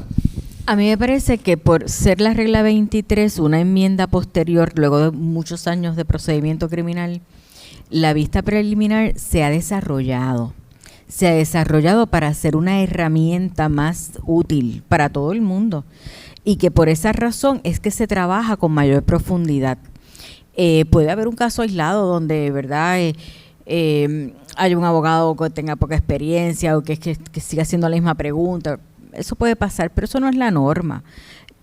La extensión que pueda tener una vista preliminar, que no son todas tampoco. Hay vistas preliminares bien breves, muchas vistas preliminares bien breves son, pero cuando tú tienes 100 años, 99 años posibles a cumplir por un delito de asesinato, pues eso no es una vista preliminar que responsablemente se pueda ver en 15 minutos.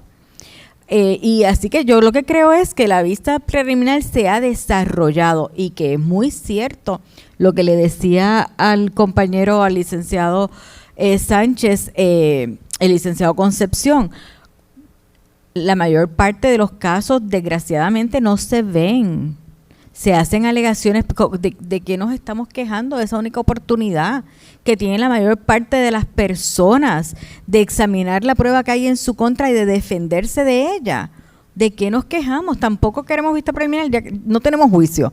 Tampoco queremos vista preliminar.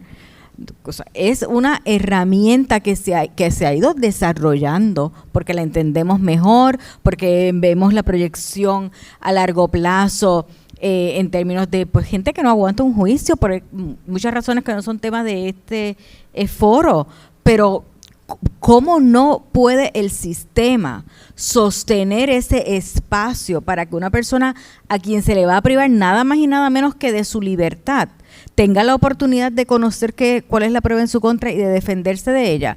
A mí me parece que no hay que poner los codos sobre la mesa para achicar o limitar la vista preliminar. Yo creo que está perfecta en ese sentido como está. Juez, adelante.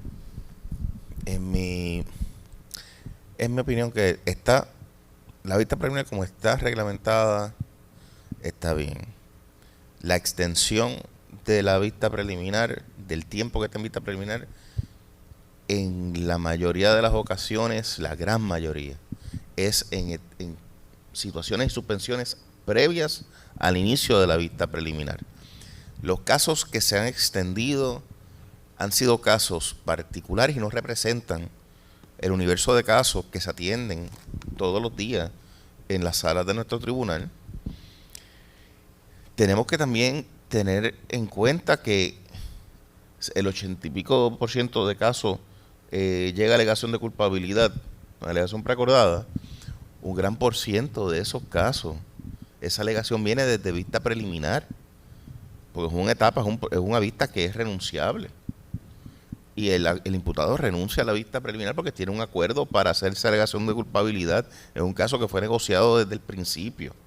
Por eso, los casos que se van a ver es porque, de alguna forma u otra, en la opinión personal del abogado que está representando a su cliente, entiende que tiene que atenderse la vista.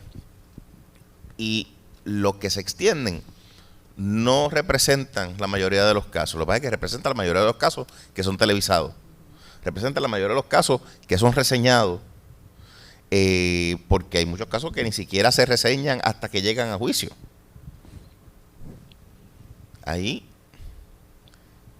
el proceso tiene que continuar fluyendo, los fiscales presentando la prueba necesaria para probar los elementos. Si pasan la prueba, estrictamente la prueba de los elementos del delito, mire que el contrainterrogatorio va a ser también limitado, porque si nos dejamos de estar pasando pruebas en los directos sobre asuntos que quizás son tangenciales pero no tienen absolutamente nada que ver con los elementos del delito, eso lo que le da es carne al abogado de defensa para su contrainterrogatorio, para entonces preguntar sobre ese otro tema.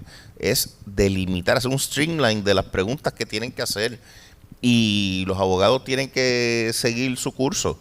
Ese fiscal, un entrenamiento también bueno en cuanto a objeciones, para que pregunta que se salga de la línea o que no tuvo que ver con el directo, agarrarlo en el camino y poder entonces delimitar ese proceso y que dure estrictamente lo necesario.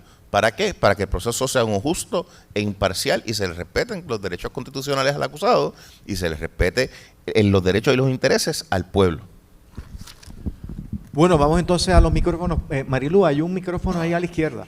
Bueno, a mi izquierda, a tu derecha. Mira, aprieta un botoncito que tiene.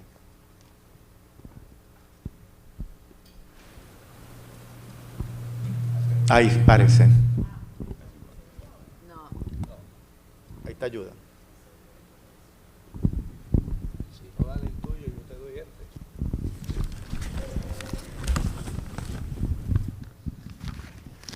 Si no, toma esta, Marilu. Ya. Gracias, buenas tardes. Y me perdonan porque me tengo que ir, pero quiero hacer unas expresiones a base de preguntas retóricas. Y tengo que decir que me voy muy satisfecha, particularmente porque varias cosas que yo quiero decir las dijo la licenciada y el honorable juez Salgado Charts. ¿Por qué la preocupación de que un juez permita la extensión de un proceso previo al juicio? ¿Por qué nos tenemos que preocupar por eso? ¿No es eso respetar la discreción del tribunal para conducir los procesos en cada una de las etapas? ¿Es causa probable lo mismo para cada juez? ¿Acaso se comprende la enorme responsabilidad que tenemos los abogados de defensa en la defensa de la libertad de nuestros clientes? Ninguna etapa puede ser pro forma. ¿Acaso se entiende que somos los abogados de defensa garantes de los derechos garantizados por la Constitución, incluyendo velar porque sea el fiscal quien cumpla con la obligación de presentar prueba de todos los elementos del delito? ¿No es el sistema de justicia uno que se fundamenta en la búsqueda de la verdad? ¿Dónde dice que la regla 6 requiere solo un poquito o un chispito de evidencia o que es una etapa inquisitiva? ¿Es justo que se mantenga esta práctica de que se sometan casos por declaración jurada, violentando el derecho elemental a contrainterrogar? ¿No es la vista preliminar una en la cual el juez debe examinar si la prueba presentada amerita someter a una persona a los rigores de un proceso criminal? ¿Somos conscientes de lo que eso representa? Por otro lado, transmitir un proceso por televisión, que es algo que discrecionalmente dispone el Tribunal Supremo, es parte del derecho a juicio público de un acusado. Muchas veces no nos gusta que eso ocurra, pero también le permite a la ciudadanía observar cómo el Estado utiliza sus recursos en el procesamiento de sus ciudadanos. El ejemplo más elocuente y más reciente es el caso de la representante Mariana Nogales. Gracias por la oportunidad. Sí, bueno. Fíjense que es importante la intervención que hace la licenciada Guzmán. Está dirigida con mucha precisión al título de este foro, de este conversatorio. La vista preliminar, ¿qué debe ser? ¿Un mini juicio o debe ser una vista pro forma? Claro, aquí ninguno de los ponentes ha dicho que debe ser una vista pro forma, ninguno. Y eso hay que reconocerlo, pero un poco era un título provocador, particularmente para reaccionar a este debate de que un poco los que han defendido, como en el caso de las preguntas que se hizo a María Lourdes Guzmán, la importancia de esa etapa inicial, causa probable para arresto, el tema de vista preliminar, el garantizar esos derechos, como eso es importante y como los abogados están obligados a garantizar esos derechos reconocidos en la regla 63. Si eso lo convierte en un mini juicio, bueno, pues entonces, ¿cuál es la opción? Una vista pro forma. Yo siempre recuerdo cuando la exgobernadora fue acusada en regla 6, que fue con declaraciones juradas, un poco alguien le planteó, bueno, ¿y cuál es la estrategia? Bueno, no sé, mis abogados argumentarán, pero un poco, ella que era secretaria de Justicia, un poco había defendido esos procesos ex parte de reglas, bueno, no ex parte, porque puede estar presente la persona, pero que no puede confrontar a ese papel. Así que básicamente especular a base de la denuncia, especular en el caso que tuvo el abogado de la gobernadora, entonces secretaria de Justicia, de que fue reaccionar a las argumentaciones que hizo el FEI en ese momento, ¿no? Pero un poco estoy comentando, pero por favor, reaccionen ustedes a las preguntas que eran retóricas de la compañía María Lourdes Guzmán. Adelante. En cuanto a las preguntas que hizo la licenciada, también quiero tocar un tema sobre la posibilidad de una 64P de la regla 6, pero es que ya está. La vista preliminar en sí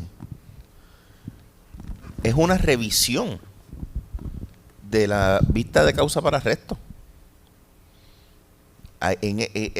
Cualquier error que se haya cometido en la vista de regla 6 se subsana con la determinación de la BP.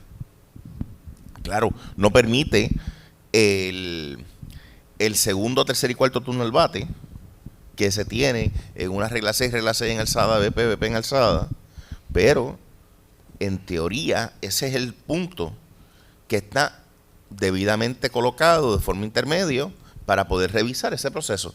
Y vamos, lo que busca, nuestro sistema está predicado en que nos equivocamos. Por eso hay tribunales de mayor jerarquía y por fiat constitucional, pues el Tribunal Supremo no se equivoca, salvo en contadas ocasiones que la Constitución de Estados Unidos dice que hay que ir para allá. Pero, vamos, el proceso es si se cometió el error en regla 6, si fue un error que perjudica a la defensa, se atiende en vista preliminar. Si es un error que perjudica al Ministerio Público, regla 6 en alzada. Y después vista preliminar.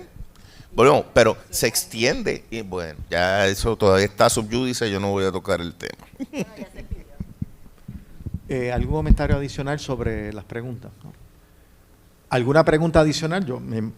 Yo sabía que las dos personas que se levantaron, yo esperaba que se levantaran, así es que bienvenidos y bienvenidas a los comentarios o las reacciones o las preguntas. Bueno, en eso último, buenas tardes a todas. Coincido que las expresiones que han hecho cada uno de los panelistas representan sus propias opiniones sobre la vista preliminar, ¿verdad? Yo reaccioné al artículo que el compañero y amigo Irán Sánchez publicó. Y mi preocupación va más allá del mero considerar la vista preliminar o no considerarla, o que no se convierta en un mini juicio. La preocupación mía partía básicamente tomando lo que decía el economista Joseph Stiglitz en su libro La parte oscura de la globalización, donde él, uno de los remedios que veía sobre este avance que está destruyendo prácticamente o polarizando las sociedades, en su mayoría la pobreza y la minoría ocupa casi toda la riqueza de los países, incluyendo a Puerto Rico. es que debía tener un poder judicial fuerte, defensor del Estado de Derecho, de los derechos civiles y de los derechos fundamentales de la persona acusada. Y uno de esos postulados que yo entiendo que hacen mantener ese poder judicial fuerte es la independencia judicial. Que ese juez o esa jueza pueda ejercer su función libre de las presiones de todas estas direcciones de intereses económicos que quieren todavía más excluir a la pobreza a la mayoría de la población en Puerto Rico y en los países del mundo. Así que yo cuando leí el artículo contextualicé esa preocupación en esa dirección.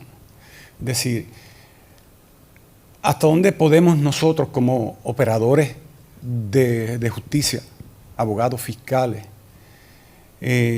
promover a que se ataque la independencia judicial? A que cualquier ciudadano pueda deslegitimar la función judicial.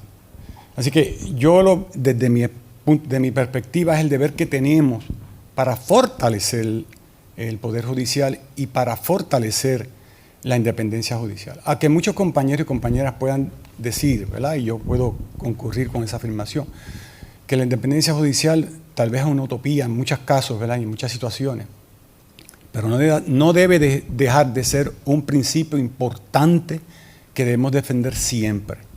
Entonces, desde un punto de vista que ataca el ejercicio inherente de la función judicial, que es la discreción judicial, pues me parecía, ¿verdad?, un poquito peligroso y me parecía que yo debía aportar en la forma en que lo hice.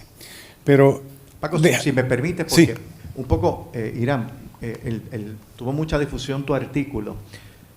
En términos de la independencia judicial hubo un comentario interesante que un poco te planteo lo que alguna gente me escribía para un poco utilizarlo como un pie forzado para la discusión. Mucha gente le preocupó una invitación que tú hiciste en la columna, donde planteas que el gobernador debe reunirse con la jueza presidenta para un poco atender las preocupaciones que tú hablabas sobre cómo la vista preliminar se ha convertido en algo más que un juicio. Es decir, mucha gente plantea, pero mucha gente planteaba, amistades a quienes distingo, ¿no? Me planteaban, y por eso quiero darte la oportunidad de que reaccionen. Le parecían que hubiera sido una intervención inapropiada del gobernador reunirse con la jueza presidenta para decirles a sus abogados de primera instancia de que, oye, dile a ellos que la vista preliminar se ha convertido en una cosa que, pues, que a juicio de algunas personas no debería ser. Y entendían que eso hubiera sido una intervención inapropiada de una rama de gobierno con otra. Me gustaría tu reacción, porque sé que vas a tener una reacción interesante que la tengas. Bueno, la conferencia judicial, a pesar de que está concebida para que sean los jueces los que estén reunidos allí a discutir los asuntos que atañen al funcionamiento del Poder Judicial y a sus procesos, siempre ha contado con la presencia del Departamento de Justicia, de sus fiscales, del fiscal general, del secretario de Justicia, que contribuyen por su experiencia en participando en los procesos judiciales al mejoramiento de la calidad del sistema de administración de justicia.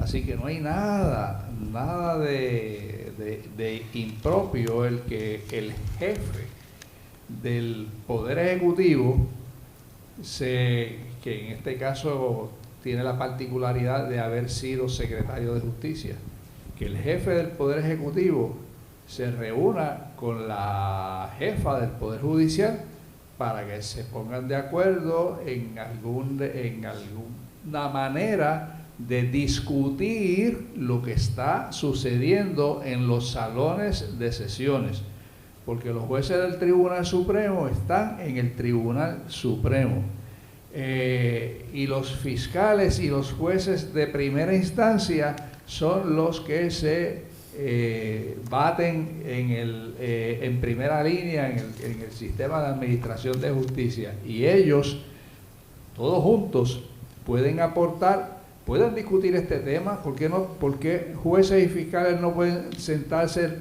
reunirse y discutir en una conferencia judicial cómo se está administrando la regla 23. Porque yo empecé diciendo aquí que yo creo que no hay problema con la regla 23. La regla 23 está bien. Lo que yo he dicho aquí es la forma en que se ha desarrollado, como ha dicho la compañera, a través de los años. Esto empezó de un modo y con los años se ha ido desarrollando para convertirse en otra cosa. Y que esa otra cosa, según el planteamiento de algunas personas, ella incluida, es buena. Esa otra cosa es buena. Y yo lo que he dicho es, podrá ser buena, pero tenemos entonces que admitirlo, reunirnos y admitir que eso está bien. Pero no podemos decir, no podemos tener cantando por un lado al Tribunal Supremo de que la vista preliminar no debe ser un mini juicio, y por el otro lado los jueces de primera instancia, los que están acá abajo, haciéndolo otra cosa. A eso yo me refiero. Entonces, los fiscales, el secretario de Justicia quejándose, y yo lo que creo es, miren, cuando eso sucede, ustedes cogen y se reúnen. Los seres humanos somos muy buenos dialogando y a diferencia del resto de los animales tenemos voz, podemos pensar, podemos dialogar, podemos discutir nuestras cosas comunes y nuestras discrepancias, y nadie se tiene que enojar por eso, pero vamos a discutirlo.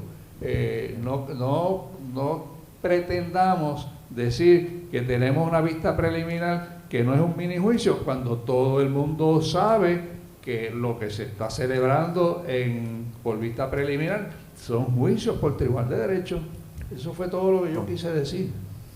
Borel, para Sí, terminar yo estoy de acuerdo, ¿verdad?, que se pueda reunir y discutir ideas y proponer y sugerir, y que sea el propio, ¿verdad?, la propia Poder Judicial que determine si esas recomendaciones son buenas o no, y si se mantiene la decisión que haya que mantener, si es a base del juicio hecho por el Poder Judicial, ¿no? Hay otros puntos, yo coincido con muchas de las expresiones que se han hecho aquí, pero hay algunas que quisiera abonar. Específicamente aquí marqué el concepto de juicio público, ¿verdad? El concepto de juicio público es un derecho constitucional, está expresamente garantizado para el acusado y nace del derecho que tiene la persona que es acusada de que se ventile, ¿verdad?, y que el público y la sociedad vea que no se cometa un atropello contra el acusado. Pero tiene un interés dual, porque también ha sido insertado dentro de ese derecho que tiene a que el público vea que no se está cometiendo un atropello contra él, que el ciudadano o ese miembro de la sociedad que está viendo a ese acusado o a esa persona acusada que no se le cometa un atropello pueda tener acceso, ¿verdad?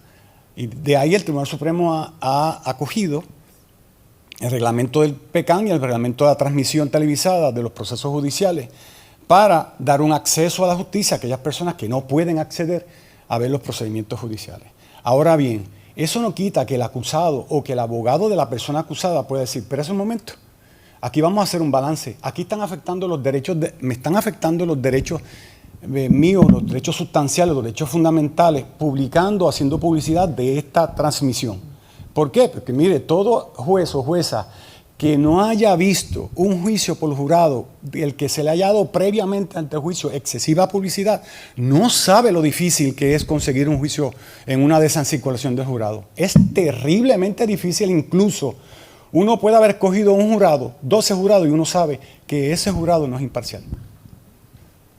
Pero el Tribunal Supremo ha reconocido, ¿verdad?, aún en nuestra isla, ¿verdad?, 100 por 35, que un jurado diga, yo vi la expresión, yo vi a esa persona en el video que presentaron, y si ese fue, para mí, olvídese, ese fue en un proceso de selección del jurado. Así que el reglamento provee que cuando se te afectan derechos fundamentales del acusado, se excluye a la prensa. Pero el problema es que todavía yo no sé, por lo menos en el tiempo que yo estuve, no vi que ningún abogado, ¿verdad?, el abogado puede pedir que esa autorización pues no se conceda, o que se limite incluso, se limite o no se permita.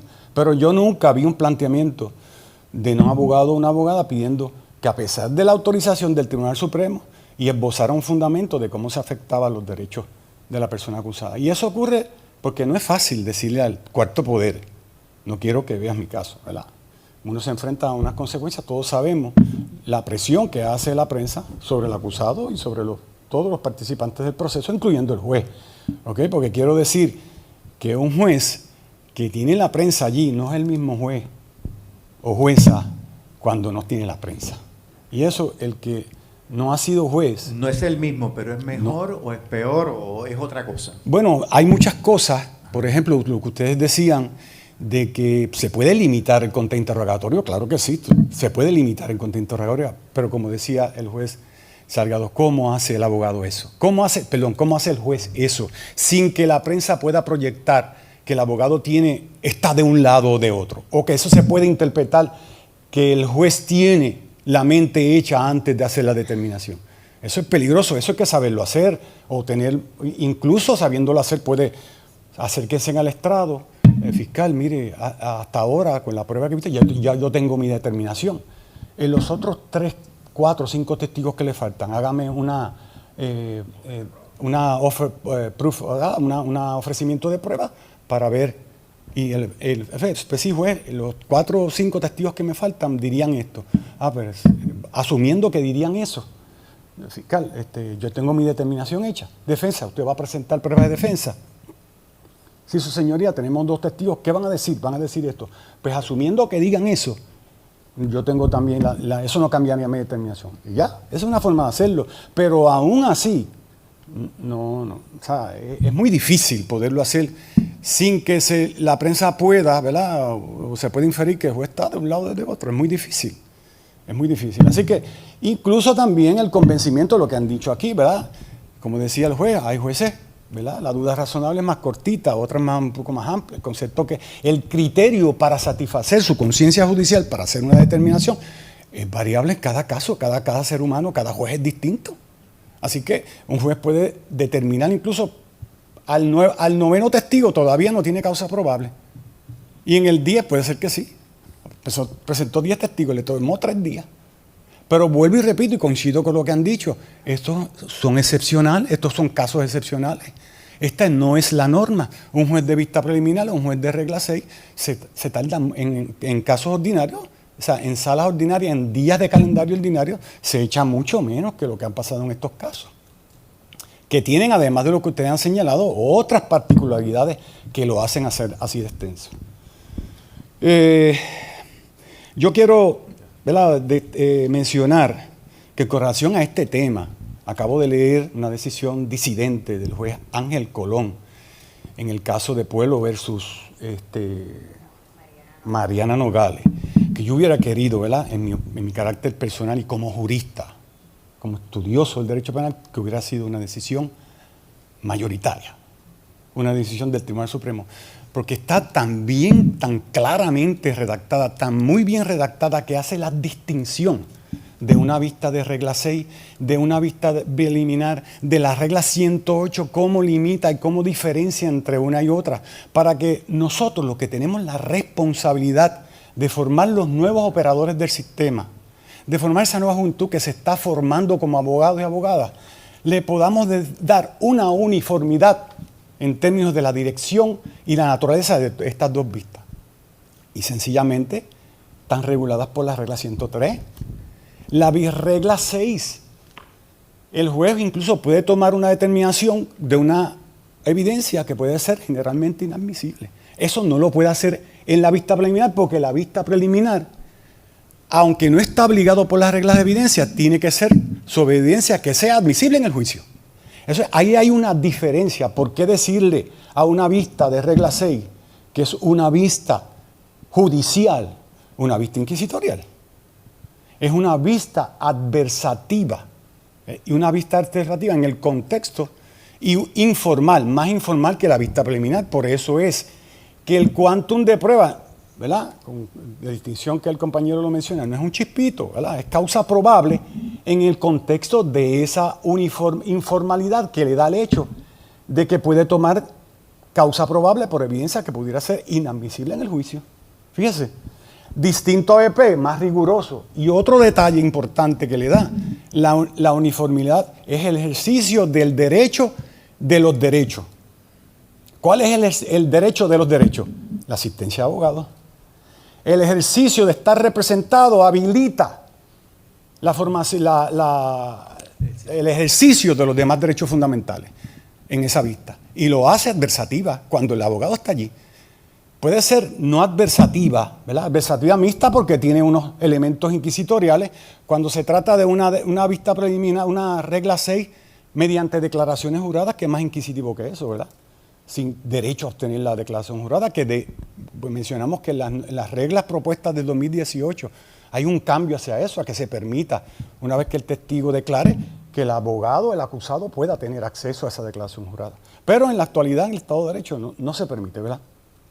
Así que hay que establecer las distinciones en una vista y esta otra.